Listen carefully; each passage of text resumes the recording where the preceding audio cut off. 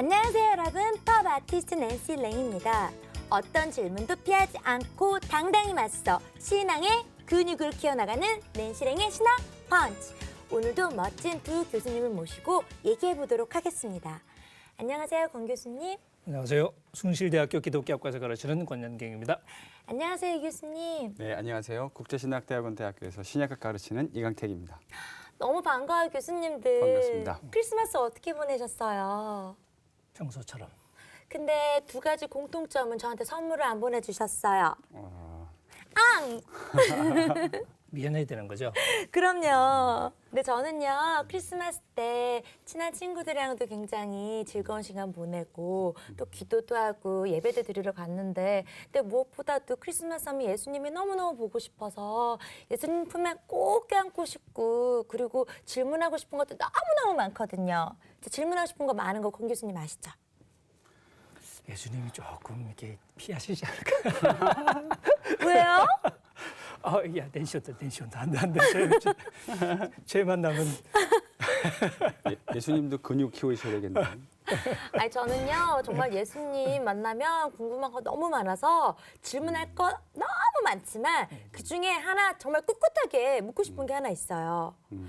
일단 예수님 낸시를 위해서 이 땅에 와주신 거 정말 너무나 감사합니다. 또 우리 인류를 위해서 와주신 거 너무나 감사합니다. 이렇게 분위기 좋게 시작하면 나중에 이제 또 뭐 이렇게 뭐 날라오겠죠. 날라오고. 네, 날라오겠죠. 그런데 왜 예수님은 뭐 5년도 아니고 50년도 아니고 왜 33, 33살까지만 딱 살다 가셨나요? 그 이유는 무언가요? 뜨든. 왜 빨리 돌아가시라고요? 아니요. 예수님 왜 더 빨리 돌아가셨으면 33살까지 좋아요? 사셨어요? 너무 어떻게 보면 되게 짧잖아요. 네. 짧을 수도 있고 길 수도 있고 뭐 사람 따라 다르겠죠. 아니 그런데 우리 예수님께서는 하나님이랑 거의 동일화 되시잖아요. 그래서 꼭 33이 아니라 뭐 50이든 70이든 뭐 150이든 뭐 그때 돌아가실 수도 있지 않았을까요? 한편으로 보면 그렇게 말할 수도 있겠지만 또 다르게 보면 그렇게 좋은 표현 방법은 아닌 것 같죠. 그냥 한 인간으로 오셔서 이렇게 살다 가신 걸 생각하면 하나님이니까 마음대로 정할 수 있었다라는 표현은 좀 어울리는 표현은 아닌 것 같아요. 왜냐하면 오신 것 자체가 인간의 몸을 입고 오신 것이고 그렇기 때문에 인간의 몸을 입고 오셔서도 사실은 이렇게 하나님처럼 행동했다면 인간으로 오신 것 자체의 의미가 별로 없겠죠. 그런데 예수님께서 이 땅에 오신 사명이 가장 큰 게 우리 인류의 죄를 대신해서 피 흘리신 거잖아요. 그렇다면 한 5살쯤 돼서 돌아가셨어도 좋았을 텐데 5살 뭔가 더 피도 맑고 건강하고 그리고 어리고 순수한 33살 때 어른 때 돌아가셨을 때보다 모든 인류들이 더 거기에 대한 막 사랑과 막 안타까움과 막 믿음과 순종이 있지 않았을까요? 아휴, 진짜. 그럴 수도 있겠지만 아마 제 생각에는 갑자기 뒷골을 땡기시나 봐요, 여기 교수님. 충격받으셨어요? 아니, 피가 맑다 그러니까. 콜레스테롤 함량도 적고. 고기를 적게 드셔서. 네. 근데 이제 만약에 5살 때 이렇게 돌아가셨다. 네. 그러면 또 이제 다르게 시비를 걸지 않았을까요? 아니 효력이 좀 달랐을까요? 근데 5살이랑 결국은 33살 때랑? 근데 오히려 이렇게 어린 애가 그렇게 됐다는 사실을 가지고 오히려 우리가 더 불편해하지 않았을까요? 실제로 만약 그랬다면. 5살짜리를 십자가에 못 박았다 한번 생각해 보세요. 더 자극적이고 강력해가지고 사람들이 더 믿지 않았을까요? 더 안 감사하고. 믿었겠지 오히려. 아 그래요? 더 불편했겠죠. 사실 초대교회 때 십자가라는 게 이렇게 믿는데 도움되는 게 아니었거든요. 아 그래요? 믿기 어렵게 만드는 거였지. 왜냐하면 굉장히 부끄럽게 죽은 거거든요. 십자가 처형이라는 게.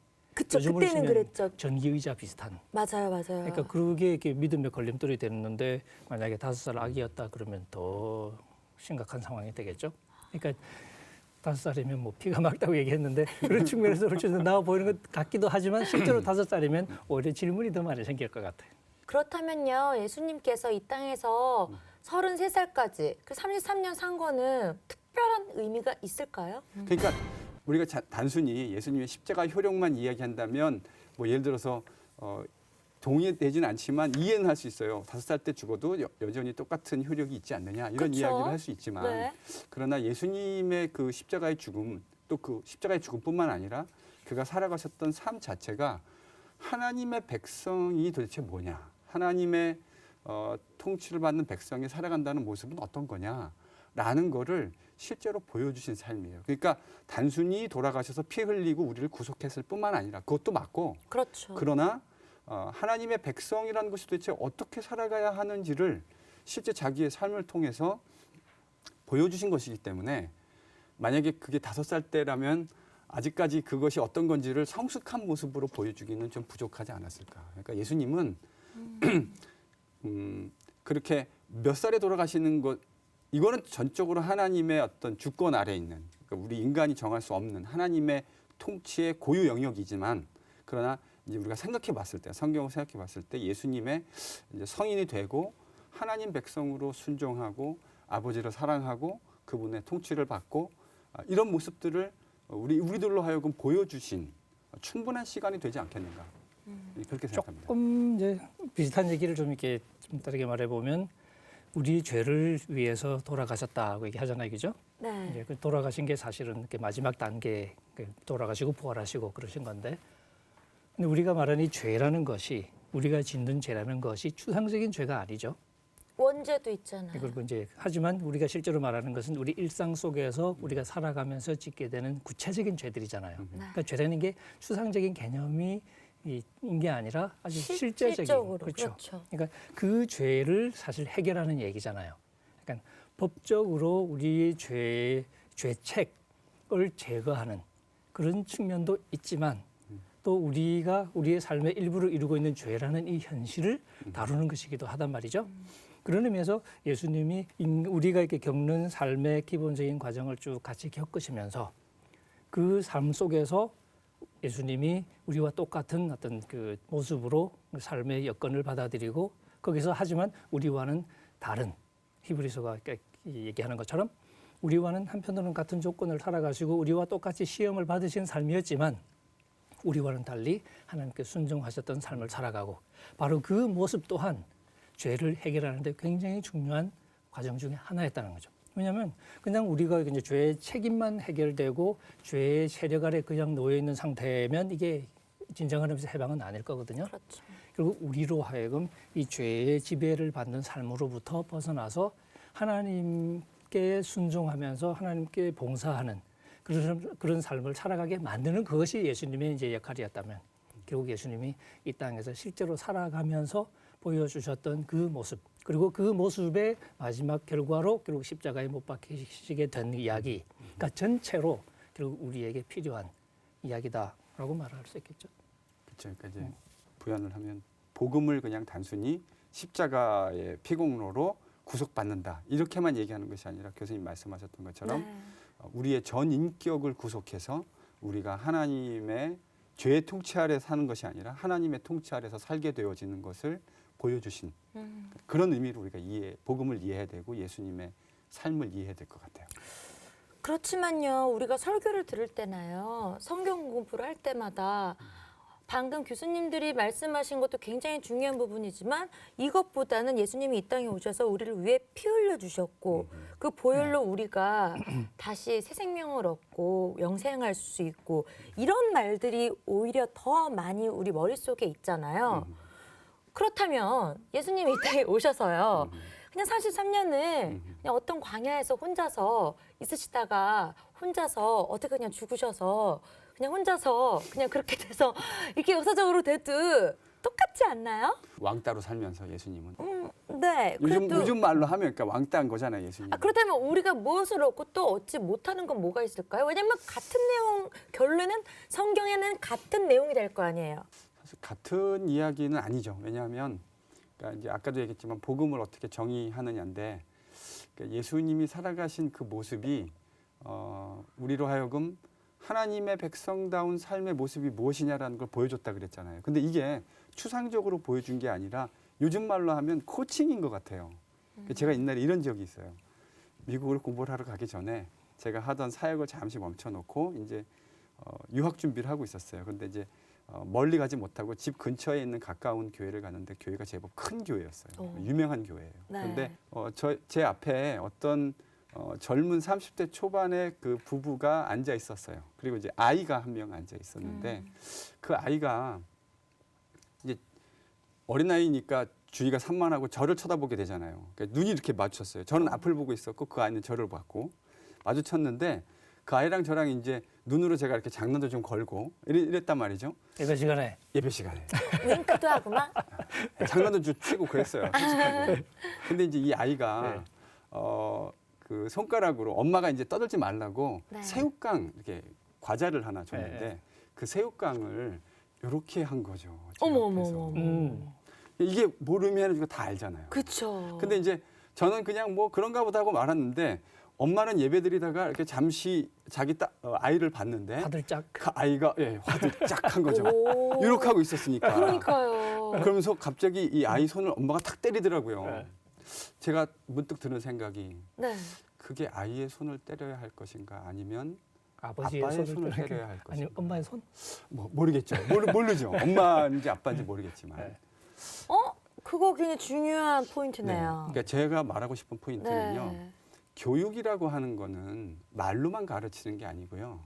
삶으로 살면서 보여주는 교육이 저는 진짜 교육이라고 생각하거든요. 주변에 있는 사람들에 의해서 행동으로 교육된 것들이 무지하게 많거든요, 사실은요. 우리의 얼굴 표정이라든지 이런 것들 알게 모르게 영향을 받게 되거든요. 주의식 교육도 막 크잖아요. 네. 그러니까 예수님이 이 땅을 살아가셨던, 그러니까 딴 데 혼자 왕따로 사시지 않고 모든 사람들 가운데서 더불어 살아가셨잖아요. 저는 이게 예수님이 우리에게 보여주시는 진짜 하나님 백성, 진짜 하나님의 아들의 모범이 뭔지를 삶으로 보여주신 거죠. 그리고 또 이제 죽음을 생각해 봅시다. 네. 사실 성경에서 예수님의 죽음이 핵심적인 그 복음의 이렇게 내용인 건 사실이에요. 네. 근데 우리가 죽음을 얘기할 때 대부분의 경우에는 이 죽음은 우리가 살아오던 삶의 죽음이에요. 그냥 죽음 자체가 아니라 살아오는 삶을 전제로 하고 그 삶을 살던 사람의 죽음. 네. 그래서 그 죽음이 사실 의미를 갖는 경우가 많죠. 그렇죠. 그다음에 죽음이라는 것은 예수님의 행동인데 그 행동이라는 게 그 자체만 가지고 우리에게 의미를 갖지는 않죠. 항상 이건 언어적으로 설명이 필요하고 그래서 예수님이 하나님 나라에 관해서 자신의 하실 일들에 관해서 계속 이제 설명을 시작하죠.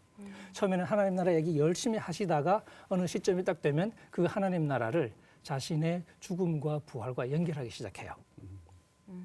이제 특히 메시아 고백을 이렇게 하고 난 제자들이 메시아 고백을 하고 난 다음부터는 내가 죽어야 되고 다시 살아나야 된다. 근데 제자들은 저항하죠. 자기들이 가졌던 생각하고 안 맞으니까.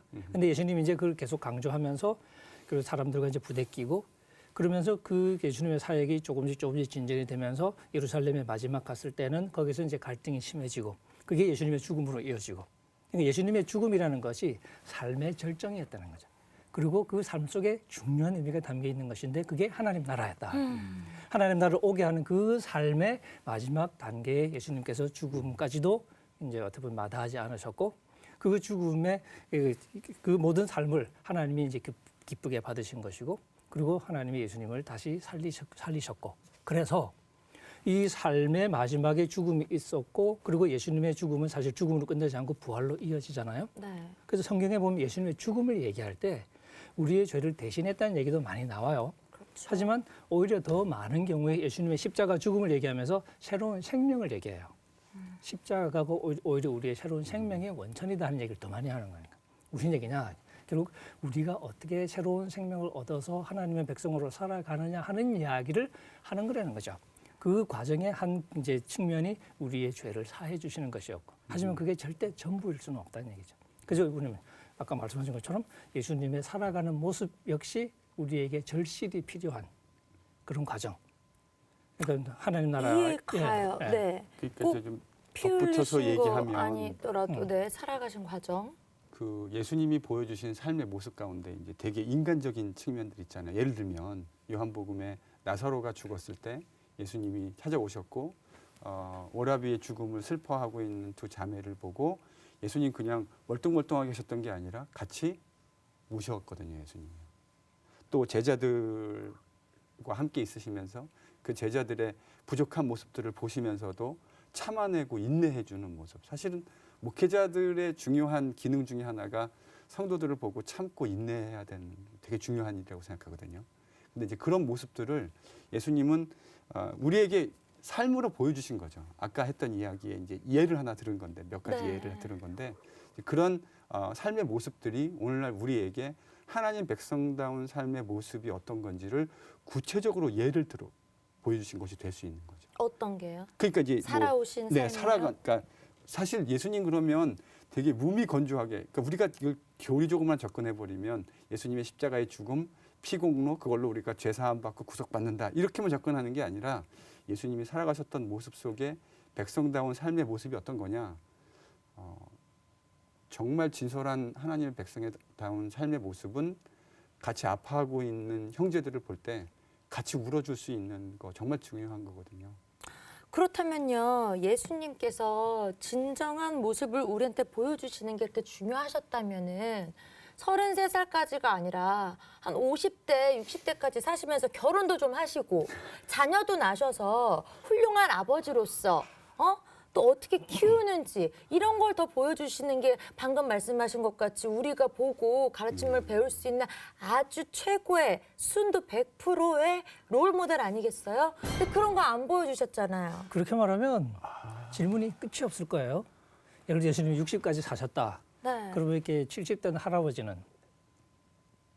아니 그래도 싱글로 돌아가셨잖아요. 근데 좀 결혼도 하시고. 그러니까 결혼했기 때문에 오히려 네. 싱글로 이렇게 늙어서 이렇게 죽는 사람은 예수님은 내 마음 모를 거야.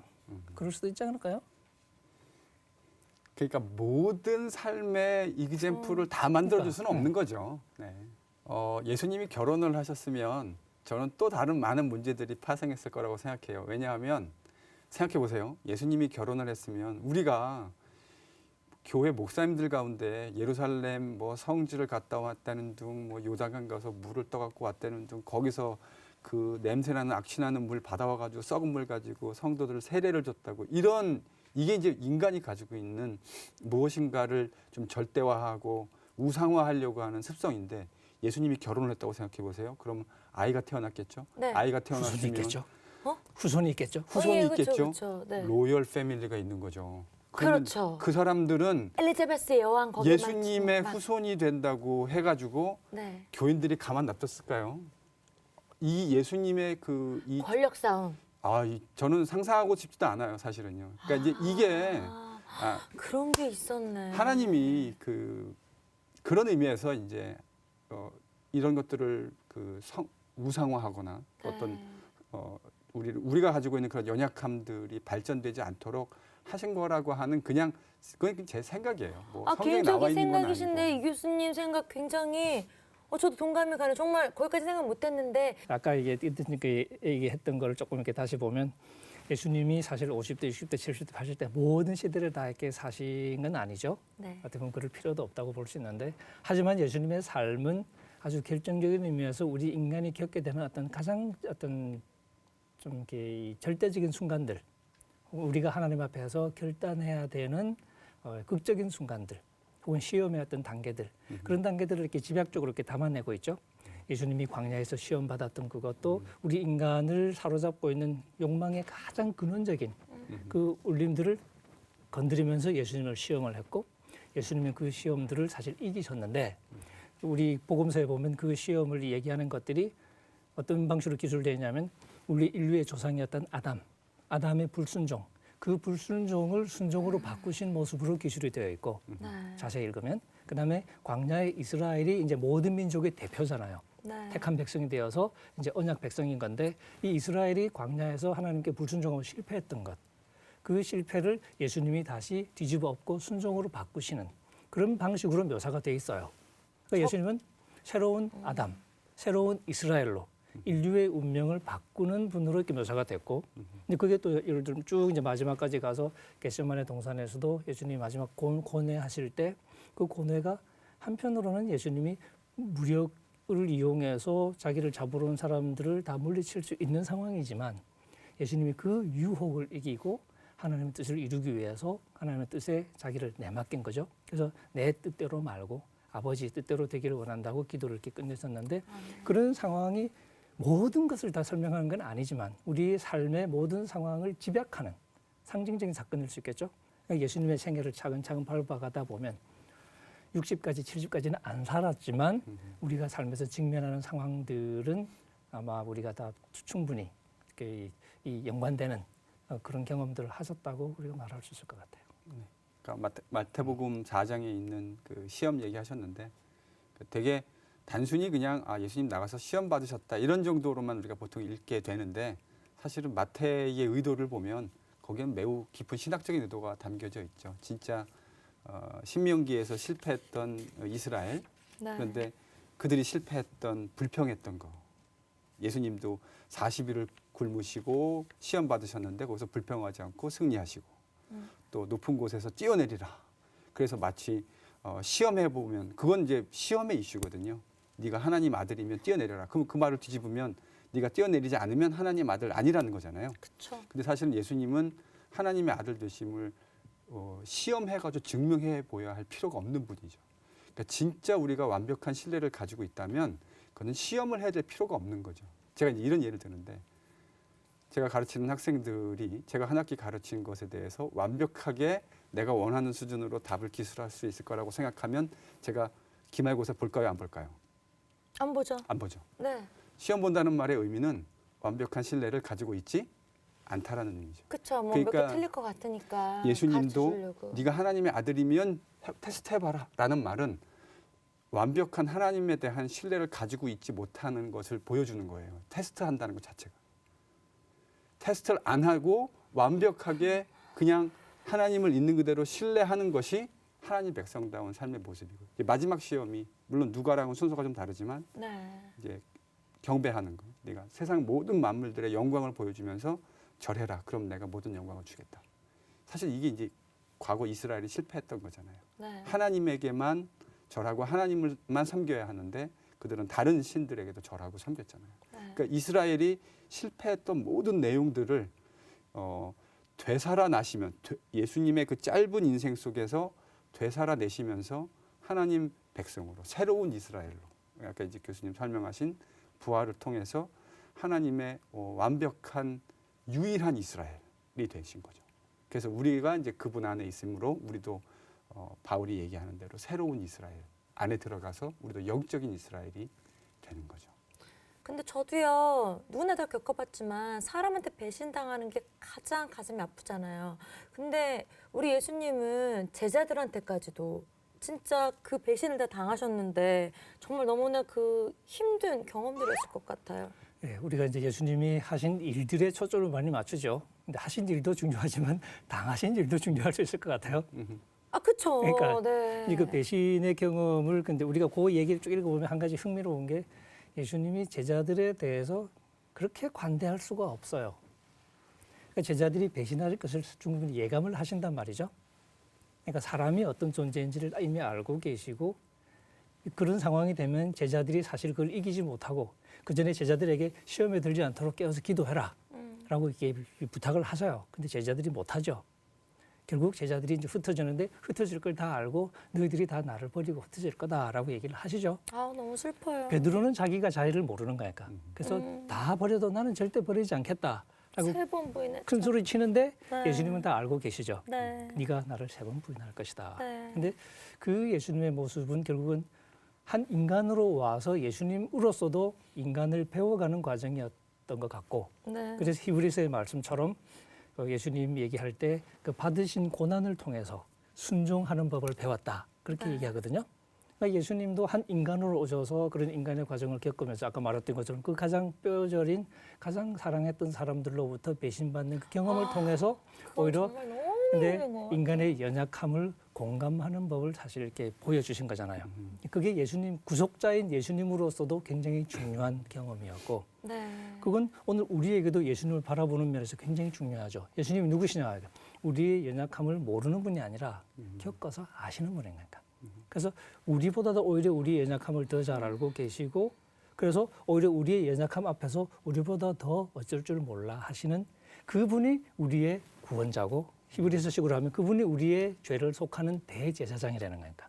네. 우리를 공감하시기도 하지만 우리의 죄를 또 사하시는 분이시고 그래서 히브리서자는 우리가 그러니까 담대한 마음으로 은혜의 보좌 앞에 나가자.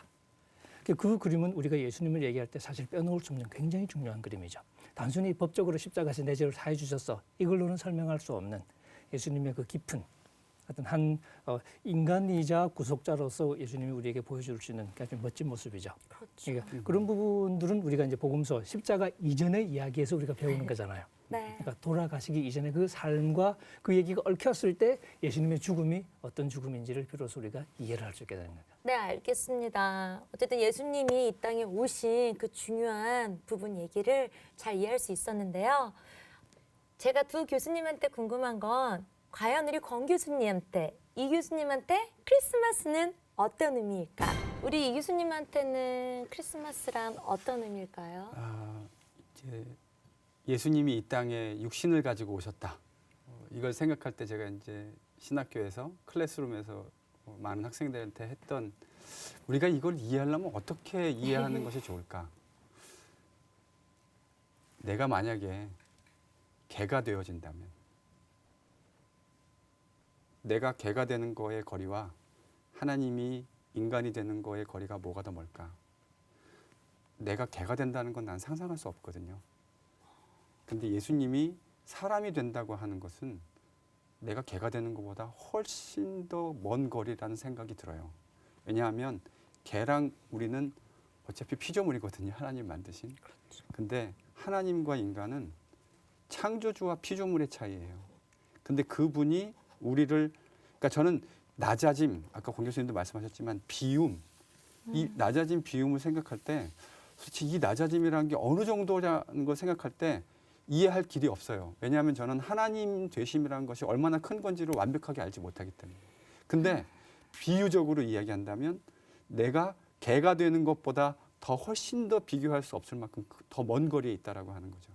그래서 이제 그런 거 생각할 때 제가 주변에 있는 사람들과의 삶을 살 때 함이 어떻게 보면 때로는 좀 부족해 보이는 학생들도 눈에 보이기도 하고 약해 보이는 사람들도 보일 때 우리는 힘이 있을 때 그것을 같이 되는 것보다는 차별화되는 것 속에서 더 많은 쾌감이나 안정감을 느끼게 되는 것 같거든요. 근데 결국은 기독교라고 하는 거는 주인이 비우셨던 것처럼 예수를 따라가는 제자라고 하는 것의 참된 제자들의 표지는 주인만큼만 하면, 주인이 하실 수 있는 것만큼만 할 수 있다면 더 이상 바랄 게 없을 것 같아요. 그래서 저한테 이 크리스마스는 낮아짐, 이런 의미, 또 비움의 의미를 가지고 있고요. 또 하나는 이제 저는 이제 가치감, 동행, 이게 되게 위로가 되는 것 같아요. 제가 예전에, 저는 어렸을 때 아버지가 돌아가셨어요.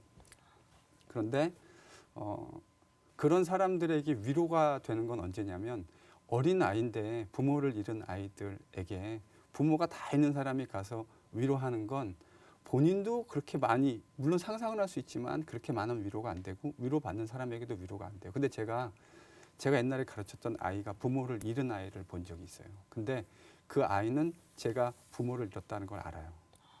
아버지를 잃었다는 걸 알아요. 근데 그게 위로가 되더라고요. 걔한테는 제가 똑같은 경험을 한 사람이 옆에 와서 그 자리에 같이 있다라는 것만으로 위로가 돼요. 예수님이 우리와 같이 되셨는데 자기를 비워서 우리가 아까 교수님 말씀하신 대로 겪는 고난 똑같이 겪으신 거죠. 아마도 배고픔의 고난도 겪으셨고 또 음란한 사람들 주변에 있으면서 그런 고난도 겪으셨을 거예요. 유혹도 견디셨고.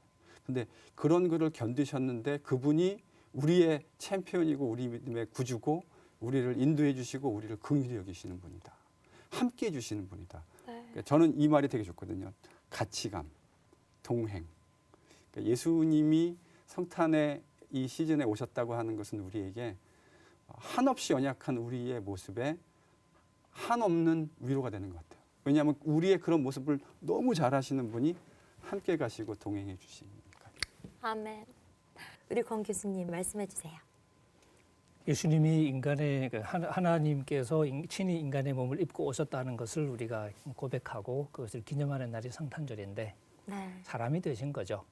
하나님이 사람이 되신다는 결정이 쉽지는 않았겠죠. 특히 이제 저도 이렇게 나이가 들고 이제 그러면서 다른 사람을 공감하고 이해하는 것이 얼마나 힘든 일이냐 하는 것을 이렇게 많이 느끼는데 근데 또 이렇게 더불어 느끼는 것은 또 그 사람을 실제로 도와주거나 그 사람을 사랑하거나 하는 과정은 그런 또 공감이 없이는 또 가능하지 않다는 것도 많이 느끼게 되죠. 그 보면 하나님이 결국 하나님의 그 모든 것을 포기하고 빌립보서 표현처럼 자기를 비우고 종의 모양이 되도록 그리고 결국에는 죽음에 이르기까지 복종하셨다고 얘기를 했거든요. 네. 그 낮아짐의 과정 자체가 결국 우리에게 다가오는 가장 큰 가르침 중에 하나인 것 같고 바로 그 끊임없는 자기 비움의 과정의 결과로 우리에게 생명이 주어졌고 우리에게 새로운 삶이 가능해졌고 그런 의미에서 성탄절은 예수님이 인간으로 태어나신 날이기도 하지만 한 인간으로서의 우리 모두가 태어나는 날이기도 하고 한 인간으로서 우리가 어떻게 살아야 하는지를 보여주신 분이 태어나신 날이니까 결국 우리 모두의 생일이라고도 할 수 있을 것 같다. 그런 생각으로 이렇게 성탄절을 맞이합니다. 너무 멋있어요. 여러분 오늘 어떠셨어요? 크리스마스는 정말 예수님이 탄생하시고 우리와 함께 해주셔서 너무나 기쁜 날이지만 사실 현실적으로 너무나 춥고 배고프고 어려운 사람들이 많아서 어떻게 보면 굉장히 처절한 그러한 겨울 또는 크리스마스일 수 있는데 예수님께서 또 다 우리와 같이 이러한 고통과 슬픔을 겪으셨고 우리도 그거를 겪고 있고 함께 하고 있기 때문에 우리 항상 순종하면서 믿으면서 희망을 갖고 소망하면서 사랑하면서 이겨냅시다. 예수님께서는 재림하셔서 우리한테 영원한 축복과 행복을 줄 거라 믿어 의심치 않습니다. 여러분 신앙생활 하시면서 궁금한 점 굉장히 많으시죠? 그러면 절대 참지 마시고 낸시랭의 신학펀치 게시판에 들어오셔서 질문을 마구마구 올려주세요. 그러면 이렇게 멋진 우리 두 교수님께 제가 질문의 펀치를 팡팡 날리도록 하겠습니다. 어떤 질문도 피하지 않고 당당히 맞서 신앙의 근육을 키워나가는 낸시랭의 신학 펀치. 오늘은 여기서 마치도록 하겠고요. 여러분 우리는 다음 주에 또 만나요. 낸시랭의 신학 펀치.